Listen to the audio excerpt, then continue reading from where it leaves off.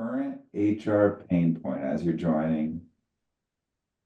Throw it in the chat, say it out loud, whatever you want, and then we'll get started here in one more minute. Not enough hours in the day. It's a good one. Yeah, Personally and professionally. too many I'm hours. putting managing expectations. Whose expectations? Everyone's. I think, and we'll get to this, but as HR professionals, it's the constant balance of the business needs versus the employee needs. And there's always going to be a shift. And so it's really trying to figure out where your priorities go. Yeah. Structuring career progression in an individualized and scalable way. Great topic. Great topic. Love to see that challenge. All right. I am going to stop the screen share and let's hop into it. So hi everyone, I'm Adam Plakta, our head of customer success at Pando, and I'm here with Kelly O'Brien, the director of people ops at Scoir. Kelly, will you just give a quick introduction to yourself, and then we'll intro the session? Absolutely. Good morning, everyone. And I was checking, so it's morning even for us East Coast folks still. So early morning for anybody else on the West Coast. But as Adam mentioned, I'm the director of people operations at Scoir. We are a full cycle solution ed tech product. So we focus primarily on the admissions process, both from as early as 6th grade for career readiness, all through 12, engaging both the high schools and districts and our college partners. So it's a really awesome app. If I was, looking at the college search process, I would have loved to have that. So love the people I work with. We are a mid-stage startup company. We'll get to a couple of the things that we've been navigating throughout, but it is just me. So I do everything from career management, performance management, recruiting, compliance, onboarding, et cetera, as many of us wear a lot of different hats. So Pando's been a really great asset to help me manage expectations within the company and allow my managers to really be forefront in terms of ongoing communications. So. Thank you, Kelly. And as we go through, you're probably going to have some questions. Feel free to put them in chat as we go through. If we can answer them in the moment, or if Kelly can answer them in the moment, she will. Otherwise, we'll have time toward the end to be able to answer questions as well. But our session topic today is really around using career frameworks to drive not just performance, but sort of this idea of performance alignment.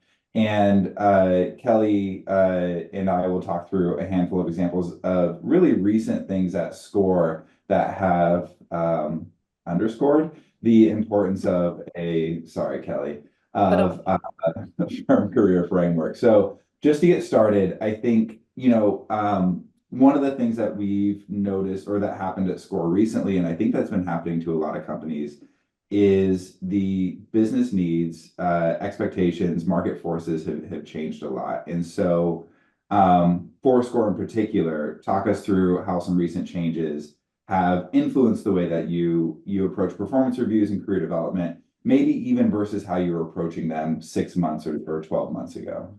Absolutely. I actually think we're in a really different landscape as a company from when we connected with you all. We officially rolled out Pando, I think, in mid-November, and really coming to you all with Pando being the solution to being the conduit to track performance discussions. We were doing a really good job at our company at having a lot of one-on-one conversations, mostly technical in nature, where are we, where do we stand? So not a lot of bulk to them. But we weren't doing a good job at having one tool in our fully virtual environment to track that. So we came, and then additionally, we had levels in place at our company, and we had them, but we didn't say, what do those mean? Great, I'm a level 4, but what does that look like? So those were our two initial pain points of why Pando became a great option for us. Fast forward 6 months later, I would call that a career management need. And maybe this is everyone's definitions are a little bit different. Right now, we're very much relying on Pando as a performance management tool. We did, and we'll speak to it. It won't dominate the whole conversation, but we did unfortunately recently go through a RIF, a pretty significant kind of reduction in our force of our engineering side, So we're now in the process of really, heightening and escalating our market side, our sales, customer success teams. Pando feedback, Pando expectations, assessments are really, really important for us to make sure that those teams are meeting expectations. But we also have to be sensitive to the culture that we're in right now. So again, I think we've definitely seen a shift from career management to performance management. What I like is that you don't have to change anything in Pando for that to happen. It's just the expectations of what we're looking for and what we'll utilize Pando for have changed a little bit. Yeah. When we were chatting before the call, you talked about almost a shift in style of conversation from sort of a warm and not necessarily warm and fuzzy, but a little bit more casual or a little bit more, developmental focus or future focused conversations around, as you said, career management. And how has that changed, since the riff, or maybe even leading up to the riff? Yeah, I mean, listen, I don't want to say, when I'm selling Pando to my company, I don't want to say we're using this as a CYA tool. But as we all know, compliance and offboarding, terminating employees, having things documented is very important, especially when it becomes around performance. So we were having a lot of remote, because we're a fully remote company, verbal conversations in which a lot of times, I believe, constructive feedback can get lost in translation. So even in the times that we had, PIPs in place or terminations, the first thing you're going to get, or I often got, was I was never told any of this feedback. I mean, I guess I'd love to see in the chat, like a little, can you do emojis in these chats? Or like, who has not been, if you've raised your hand, if you've been told, I never heard any negative feedback. I think it's one of the first things that we often hear. And so I think from that stance is that the ability to really understand that having this documented allows us to A, have open conversations, to B, also, I'm probably jumping ahead to a later example, Adam, but it allows my managers to be more accountable at making sure that they're documenting. I had a manager that had come to me and really wanting to get someone on a performance improvement plan, which we used very sparingly at Scoir. I have my own thoughts onto why, but he met with me, he wanted to get it set up, and after a half-hour conversation and pulling up Pando, we came to realize that he's not given any feedback to this employee. He's been redoing their work, complaining to another VP about how they're not doing X, Y, and Z. But when we look at it, he could have been referring to 5 of his functional competencies and talking about how he could have improved, and he never did. And I said, does this mean we're not ready for a PIP? And he said, I think so. And so instead he started to go back to Pando, started to have more constructive feedback in there. So again, jumped a little bit, but I think a big theme Adam and I have spoke to and will continue to speak about is that constructive feedback doesn't have to be viewed negatively. I'd love to hear from others too, is feedback in general, I think gets such a negative term, especially in the last few years. But what I'm trying to hone into my individuals in my company is feedback has to be continuous. And this is part of Pando's mission. Feedback has to be constant. It doesn't always need to be viewed as a negative. I think Adam has a stat of like, the more feedback was given, the more career progression they're seeing in Pando. So that was a very long-winded answer, Adam, sorry. Yeah, just to follow up on that, we were doing some analysis, and I did the short session yesterday on sort of the data analysis around performance. And what was interesting is across the board, people across the board, meaning high performers, mid performers, low performers, as as rated by their managers, were all receiving praise. And then we noticed that the top performers, the people who were receiving the most consistent up ratings, meaning that we rate competencies individually within Pando. And so the ones who were seeing the most up ratings, meaning their ratings increased on competencies across the board, were the ones who were also receiving the most critical feedback or constructive feedback or mixed feedback, a mix of constructive and praise from their managers. And there could be a couple reasons behind that, but it was really interesting to see that how much consistency there was around praise. Everybody gets it. And then when it comes to constructive feedback, it's the people who are getting rated higher more often, or they're increasing their ratings on their competencies, that are getting the most constructive feedback, which is sort of counter to what most individuals think is going to happen with that constructive feedback. And in that, my guess is that's a fear that most managers of those individuals carry, that they're scared to give that constructive feedback or uncomfortable with it, whatever it is. Absolutely. Yeah, that was a pleasant surprise, I would say, when we were doing the research. Mhm.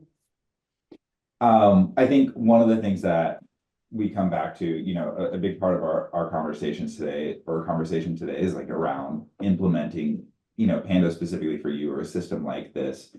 And the thing that we come up against over and over again is resistance, or lack of alignment with the executive team, especially in particular the C-level teams. And I'm curious how has that evolved for you at Scoir, and how do you address it, or what haven't you been able to address?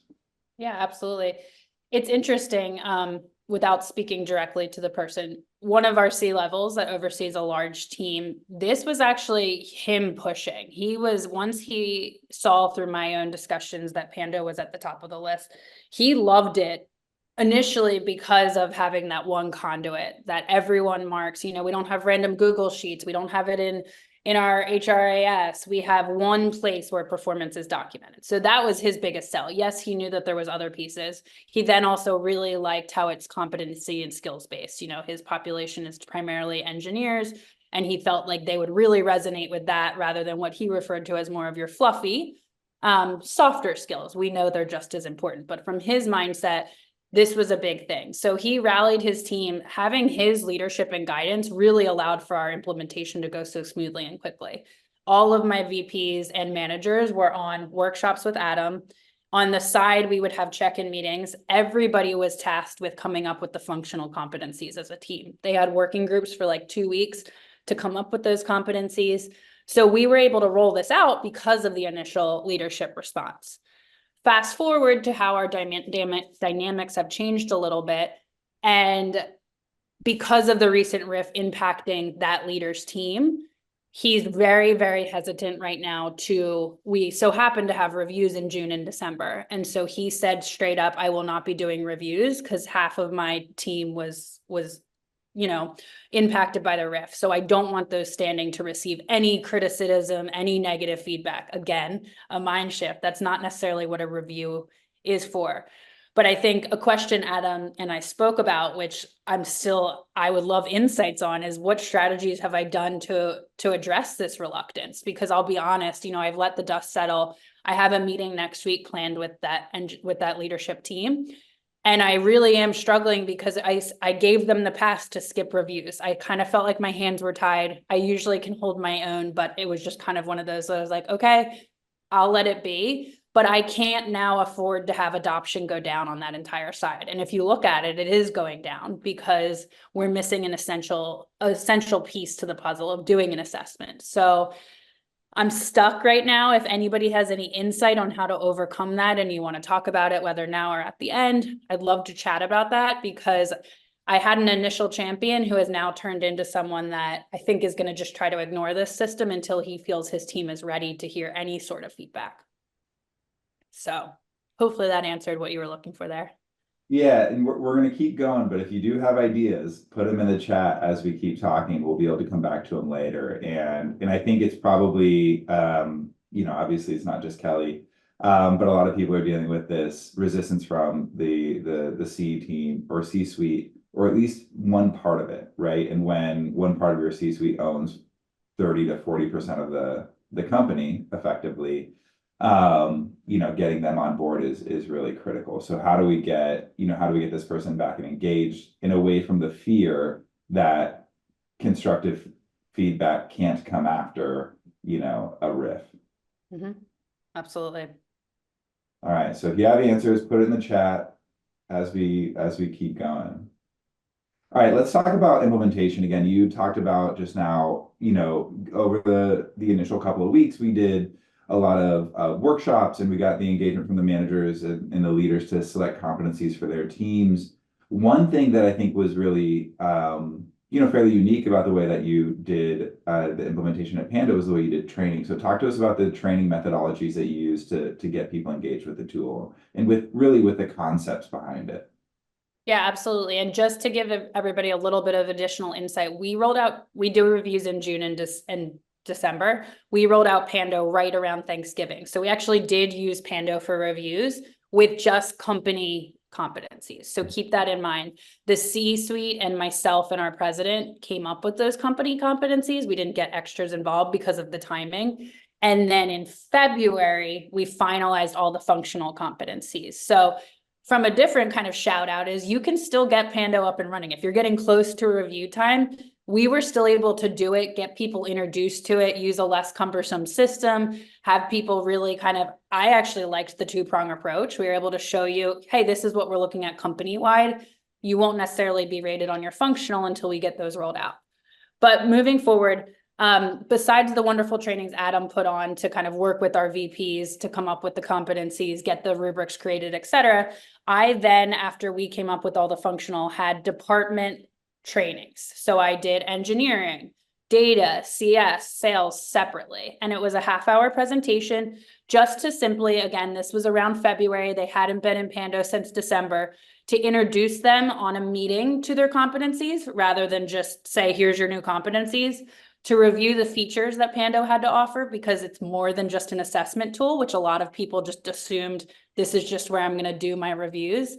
And then to have a live chat about expectations of each team and how they plan to use it. What I really liked, and Adam gave me some advice on this when I was preparing those, was a really interactive session. So I went through, they had never seen the domain competencies. I showed them what their teams was. I pulled up Pando on a share screen and I gave them 5 minutes to review the competencies. I suggested that they compare amongst the level above them, showed them the compare feature, and they had the chance to read through them. We came back as a team, shared if anybody had concerns, because we said, if you have concerns and you don't feel like these align, we'd love to hear from you. We're able to adapt these. For the most part, nobody really did. Then we went on, and the second portion was to review each of the different functionality in Pando. So I showed them achievements, I showed them feedback, showed them each of the different areas outside of assessments that can be used on a regular basis. And then I gave them 5 minutes and actually had them practice a feature. Came back and asked each of them. So with my engineers, it was like 30 people. I said, Adam, which feature did you use? I think it was really cool to see which ones people gravitated to, but it was also just nice to be able to see them practicing using the tool. Fast forward to that, after those trainings, it took me about a week to do. It was a big time suck, but I definitely think it was worth it. Instead of me sending out, I have our HRIS system, I could send out a survey, which I often do after we do trainings or events. I instead asked them to give me feedback for my own competencies on how they felt the Pando training was. I felt like this was a win-win, because it's nice for my boss to see all of this time I spent going through the Pando training and owning a program that is under me. But it also allows me as an admin to see who's using Pando quickly, who's utilizing it, checking it, maybe who has it integrated with Slack. Not to be Big Brother, but it really is insightful to be like, well, this person still never got back to me 3 weeks later. So I felt like that was a good twofold. Do you remember how many responses you ended up getting? A lot. For Yeah, I didn't do everyone. I mostly did like leads of the team, but I think mostly everybody got back to me.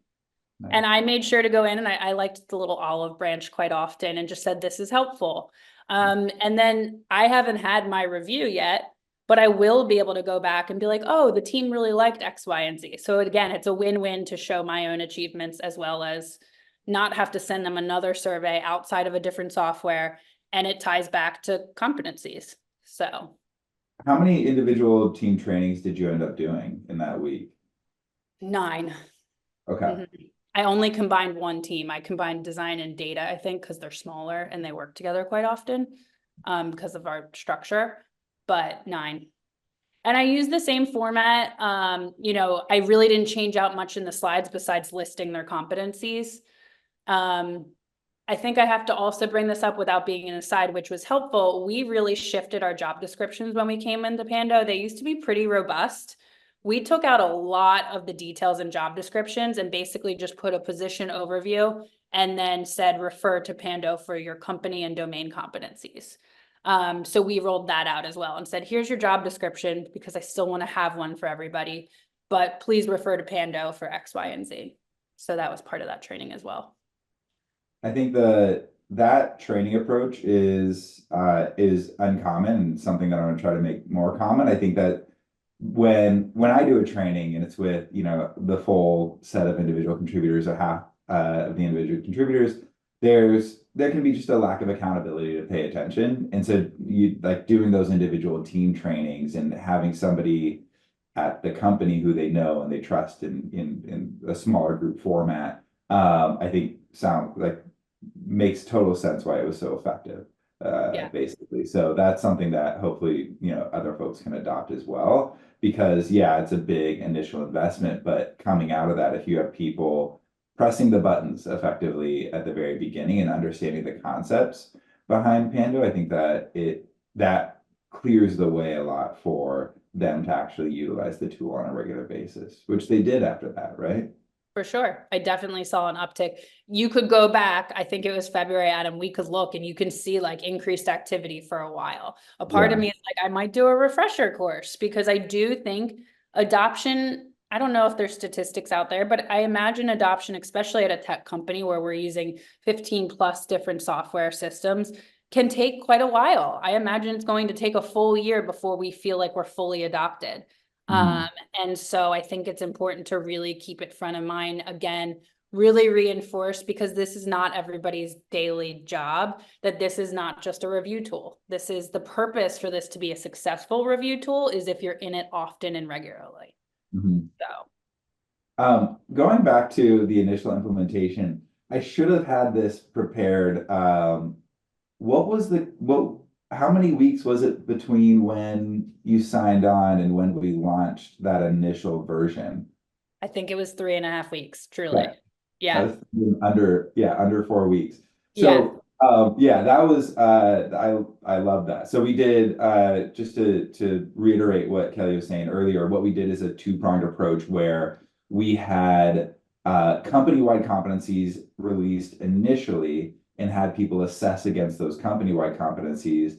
And that was a quick turnaround, 3.5 weeks to from sort of signature on the agreement to getting that launched to the company, and then followed on after that with more specific competency or domain specific competencies.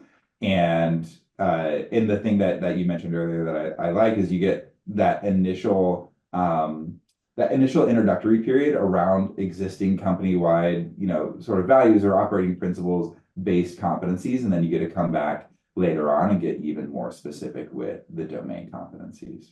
Yeah. What I will say, but you'll remember this, Adam, is we had levels completed. So I do, correct me if I'm wrong, I know not everybody has levels in place when they come to work with you. It was a blessing in that it helped us quickly roll things out, but we did later, when we were filling out the domain competencies, have to shift some things. But Adam was great with that.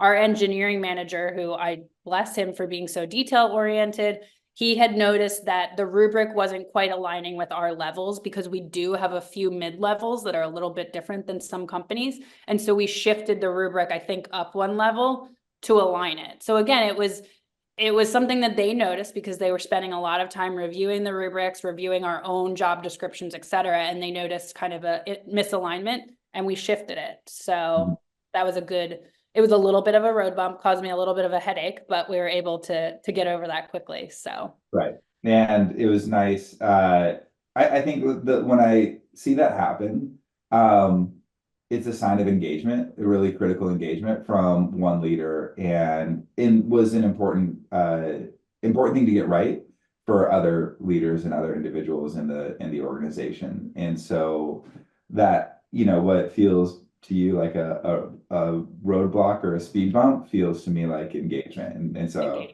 yeah. it's like somebody actually cares, Yeah. which, Great. which is great, because sometimes this can feel like an HR tool when really it's a management enablement and management support tool. Absolutely. Um, So anyway, yeah, that I had forgotten about that, but Mhm. definitely remember that now. One thing that again, that we were talking about before, and that I think we really want to lean into supporting is the idea of alignment between, managers and their reports, and on expectations, and not just expectations, but also around what performance looks like. And so can you talk to us about, Evangeline, we'll come back. Will you talk to us about sort of driving that alignment, not just in like, oh, here's what your expectations are, but here's actual, how you're performing versus how you may think you're performing, and how the tool supports that, or how your program supports that. Yeah, I mean, I'll be honest, I think in 2 weeks, I'm gonna have more of an answer to that, because we did only have the opportunity to assess based on company value or company competencies. So now only half of our organization, though, is being assessed against functional. So I think it's a work in progress right now. That we're, again, I wish I had a better answer, but after reviews, we're gonna be able to really say, this is where you're at. This is what we'll look for December. What I will say, Adam, is something I'm really looking for is to really see a decrease. I view this as a really important stat, to really see a decrease in manager and employee misalignment. There was quite a bit of misalignment when we did this in December. Yeah. Not surprisingly, a lot of employees were overrating themselves and managers were putting them where they felt they were. Adam had a good resource. I think it was from another company. I had asked him to share, and that was like a little key to the rating scale. And it was saying delivering is where we're expecting employees to be. If you continue to be at outperforming and the top 2 tiers, then we see that's time for a discussion about next level or level up opportunities. So because I don't have December to compare to June, I hopefully in December we'll be able to compare June to December. My biggest thing I will look for is that misalignment reduction, because I want that to be, oh, hey, our managers have been really open with our employees. So I'm not going to be able to look at the rings in progress quite as much because of the way we did our implementation, but I really want to see that these constant reoccurring conversations are making folks more aligned, if that makes sense. Yeah, and I'm just gonna do a quick, I was thinking, how do I explain the Yeah, alignment the rating. percentage? But let me just do a very, very fast screen share.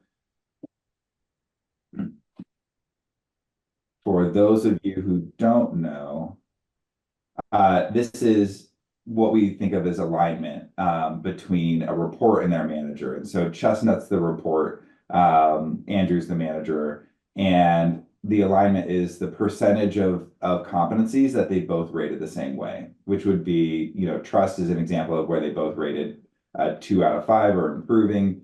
Anything where there's a difference would be a misalignment. And so the things we look at are this alignment percentage, and then also the magnitude of the misalignment. If they're one off, that's probably close to okay in most cases. If they're 2 or 3, or God forbid, 4 off, then it shows a couple of things potentially. Maybe a lack of consistent feedback from a manager, or just a total lack of awareness from an individual contributor. Either way, it's something to dig into and discuss. So that alignment percentage, I agree. We want to see that we want to see alignment increase over time, and obviously, misalignment decrease over time as people are engaging with not just repeat assessments, but with feedback in between assessments. I think that's really critical. Absolutely. So thanks for bringing that up. And then, so you talked about the initial onboarding of your employees. How do you handle new hire onboarding, executives, individual contributors, leaders, whatever it is? How do you handle that? Bring them into the fold of understanding the sort of the purpose of Pando and the type of program that it supports. Absolutely. So during my day one orientation, mine is super high level. We talk about company culture, benefits. I have a slide that talks about systems that are in my world, and Pando being one of them. I make a note to say, I'm not even going to send you an invite to Pando until next week. And I put a training on their calendars for the following week. It's too much for them to digest. The training the following week is entitled Career Management at Scoir. Mhm. I just had a cohort. I do like to hire in cohorts. We're hiring quite a bit on our market side of 6 individuals. And we did their Pando training last Thursday. And an hour before I sent them their Pando invites, I pulled up our leveling document. We also have an equity video that they can watch, et cetera. And I said, now we're going to talk about what your level at the organization is, how Pando ties into our everyday, and then the equity piece on the side as well. This allowed them to really grasp it. I used to just like show them our leveling doc, send them the Pando invite, and this allows them to really dive in. We do have to, I guess it's a Pando and Scoir humble brag, but I had a quote from an employee, which I'll jump ahead and say, because of these new hires starting last week, I actually decided to include them in our June reviews. That might seem outrageous because it's like they're brand new. They're 3 weeks in.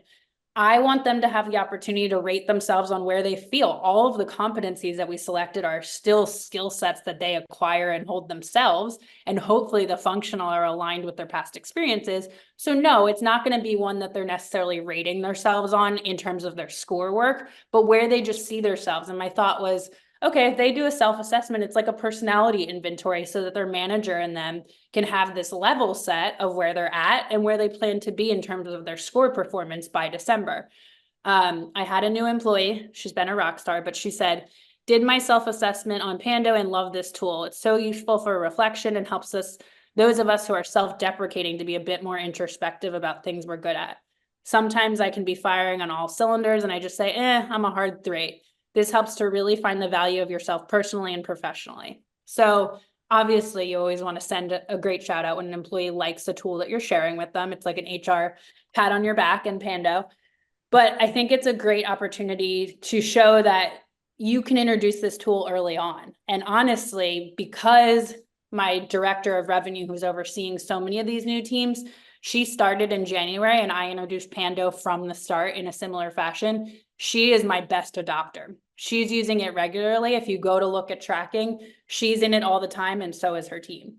So leveraging new folks, oftentimes you'd be like, they have so much going on, but I think they're our key target audience to really getting the company on board with a new tool. So Yeah, that's an interesting, I mean, that's brings up another point, like, are you seeing, which would be my guess, like, are you seeing adoption based off of leader engagement?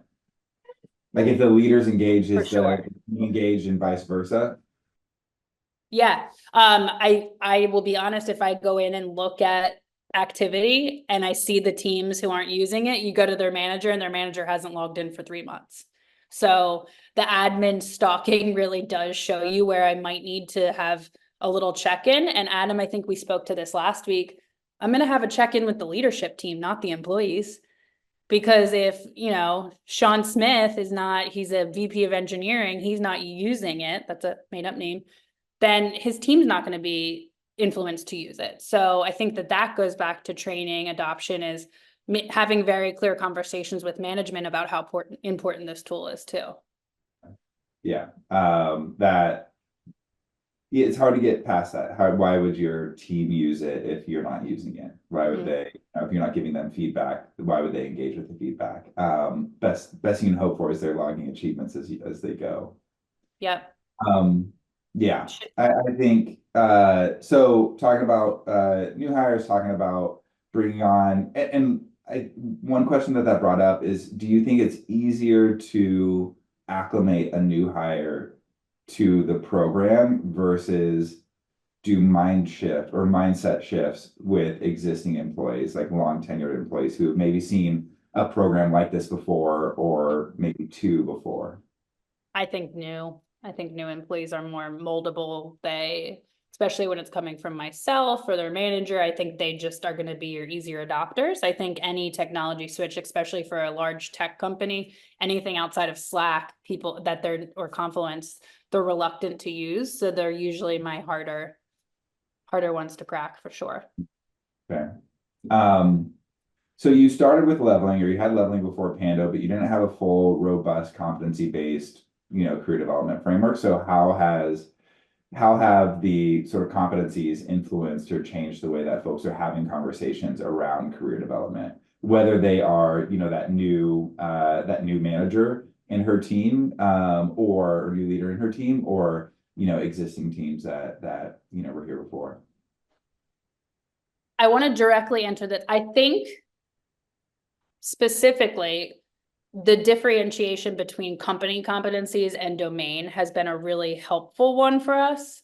I'll go back to non-new employees, and I'll just be honest. A lot of my engineers are the first to raise their hands and say, I'm ready for a promotion. I've been here, I'm doing code. I'm not going to use the technical terms of what they're doing well. When we rolled out company competencies, I do think it was really telling to them that they might not be ready for that next role because some of those other skill sets, which we put in the forefront as part of our company competencies. We could have a really skilled engineer, but he's missing adaptability or flexibility. I should have my competencies pulled up. And so this was an eye-opening opportunity for us to say promotion is holistic. It's not just based on your technical skills, but we have a visual interpretation of why he might be lacking in that area and what he has to work on then to get there. So I think that's been really helpful. On our sales, CS marketing teams, et cetera. Those are teams that I think, Adam, we spoke about before this. Like, we might want to take a look at their rubrics soon because we have shifted as a company just in 6 months due to environmental changes. There needs to be a lot more accountability, a lot more goal setting. And 6 months ago, when we came up with those rubrics, they might have been a little bit softer, and we might want to take a look at that. I like that Pando allows us to do that, but yeah. So we have about 10 minutes left, Yeah. and would love to give Kelly the opportunity to answer any questions from the audience. So please either unmute or put questions in chat that we can go through. Kelly, as people are thinking of that, are there is there anything else that you want to share? Any advice that you want to give or warnings that you would want to give to folks? I think and I've seen this with I think during implementation, you have to be a true project manager. I mean, aren't we all project managers as people, operations leaders? We're the conduits, we're the middle person, we're keeping people on track. You can't just send your managers what you need them to do. I also think having them involved is essential. I wouldn't expect HR to just come up with these competencies. Even if I would have done this without Pando's help, I would have absolutely needed their input. So I think keeping everybody accountable to get implementation up and running before the general public can see it is a huge buy-in factor, but also going to save everyone time on the end. You're not begging them to get to deadlines. So I think that's a huge one. And then I also think a lot of these regular check-ins, just reminding people how important it is to utilize this on a regular basis. Again, as much as I don't like highlighting this part to the tool, it's essential for us right now to be documenting. And I think that that's really important. I've had a lot of conversations over the past few weeks where performance is being discussed. Are they meeting expectations? And the first thing I'm saying to them is, are you writing this in Pando? Because if I have a termination, I need to be able to go there and refer to this. So again, that's probably the less sexy side of this, but I think it's a really huge factor. Well, it is also it's what your top performers want. Like, top performers want to get feedback on how to improve. For sure. And you also want to give people who aren't performing that same opportunity. And one of the things that, or one of the theories behind the data that we were talking about earlier is that managers are giving constructive criticism to their top performers because they sort of know they can handle it. They know they're sort of feeling safe and can take the constructive feedback, or they're just giving more time and attention to those top performers. But at least giving your quote unquote lower performers, the people who are not delivering what they need to deliver, at least giving them a chance to improve before you go to PIP is a huge, I think, not legal requirement, but sound requirement, right? You're saying, Adam, it sure is probably a legal requirement. Yeah, right. And also just the sort of the right thing to do to give them that opportunity and make the process later on, if they do need to be, managed out or fired, make that process more straightforward and obvious and clear and fair. For sure.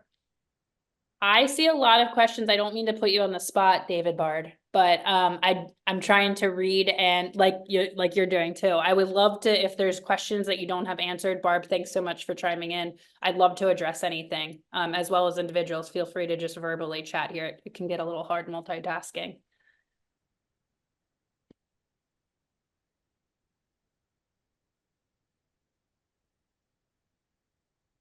All right. Just looking at a few of these to see if I can get caught up. I think a question that I'm seeing here is like how you assign folks to leveling and different rubric. I mean, that's based on our leveling. So before we even post or have an open role, we have a level in mind. I say in mind because sometimes if we find a candidate that's a little bit more experienced, we might notch that up to a senior role that's a level above. But our leveling framework dictates a lot of where they're placed, obviously, in Pando. So. And so that last bit on, we identify a great level 4, assuming that that's in the interview process and you say, oh, can we make this higher? I think in, 2015 through, or 2012 through 2018 or 2019, like, yeah, you could do whatever you want, basically. And now I suspect that people have to be a little bit more, have to sort of say goodbye to those types of candidates that the business can't support or fund effectively. Absolutely. I'm curious what your thoughts are there. Yeah. Evangeline, going back to you, anything else that you wanted to share or ask, reading through your comments right now as well? Probably nothing additional to ask. I think I tried my best to get my thoughts across while trying to listen at the same time.